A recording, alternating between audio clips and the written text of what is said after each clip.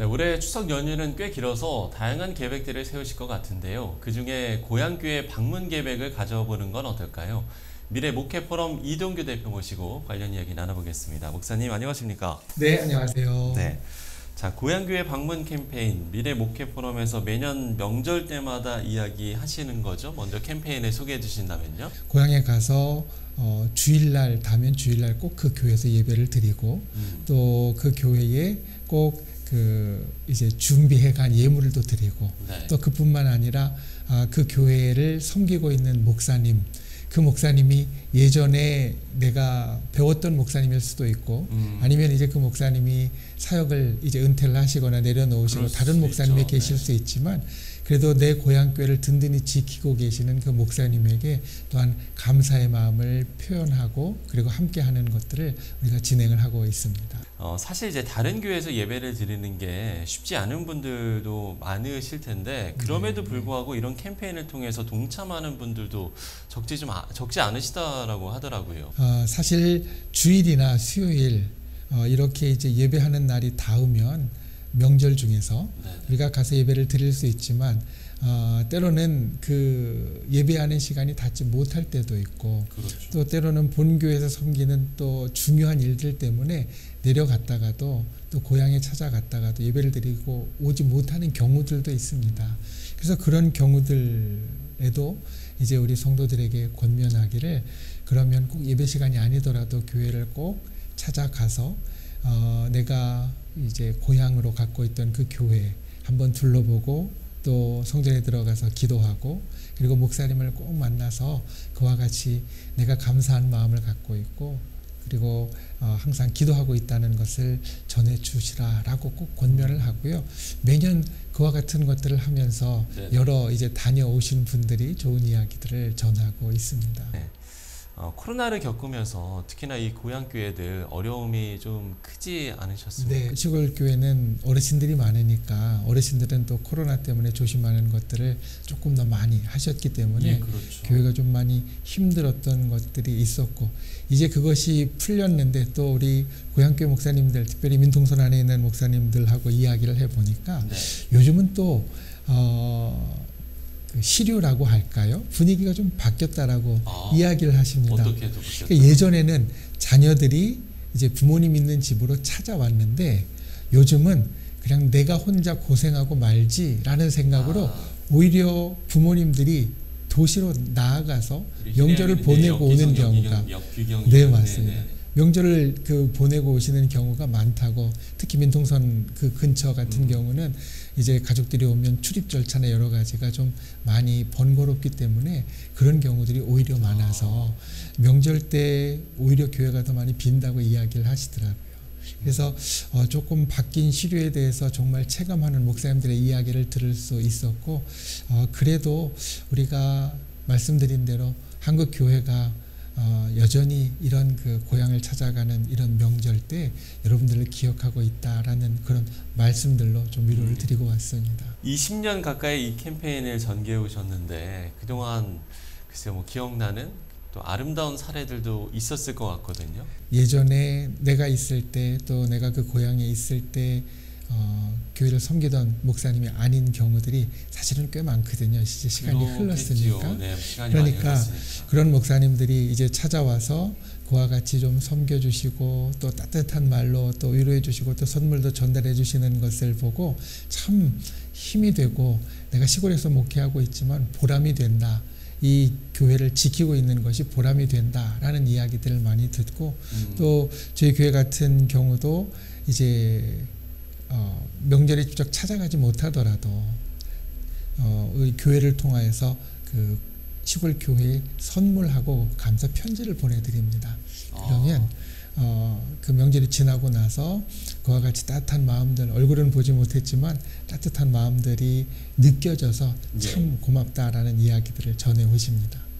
그리고 또 이런 경우에 그렇게 해서 이제 그 본래 그곳을 섬기던 성도가 도시에 가서 섬기는 그 교회 목사님들과 서로 연결되어져서 서로 강단교류를 하는 경우도 있고요. 또 저희 그 회원교회 같은 경우는 그런 목사님들을 일부러 초청을 해서 네. 서울 이렇게 여행을 시켜드리고 아. 또 좋은 숙소에서 이렇게 좀 편히 쉬고 가시도록 이렇게 하는 경우들도 생기고 교회마다 이제 조금씩 그런 그 여러 일들이 진행이 되고 있습니다. 미래 목회 포럼에 함께하는 교회들이 또 이 고향교회 방문 캠페인에 많이들 동참을 하고 계실 것 같은데 한국교회의 동참이 그럼에도 불구하고 필요한 부분들도 좀 있을 것 같고요. 우리 미래목회 포럼이 이 고향교회 방문 캠페인을 할 때 이렇게 그 교회들의 권하고 이야기하는 게 있습니다. 네. 교회는 하나다. 우리가 흔히 사도신경을 고백할 때 공교회를 이야기를 하는 것 같이 그 공교회는 예수 그리스도의 몸으로서 모든 교회가 다 똑같은 한 바디 안에 한 몸 안에 있다는 것을 뜻하거든요.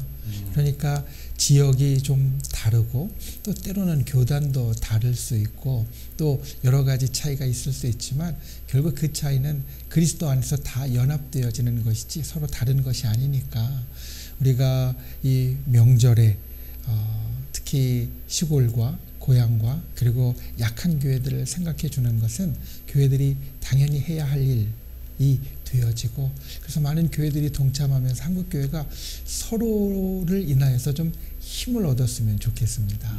그러니까 교회들이 다른 교회 때문에 힘들어지거나 또 교회들끼리 경쟁하는 것이 아니라 네네. 이 교회가 있어서 그 교회가 있어서 내가 참 힘이 되고 기쁘고 또 복되다라는 것들을 느끼려면 우리가 그런 마음들을 같이 가지고 있어야 되거든요.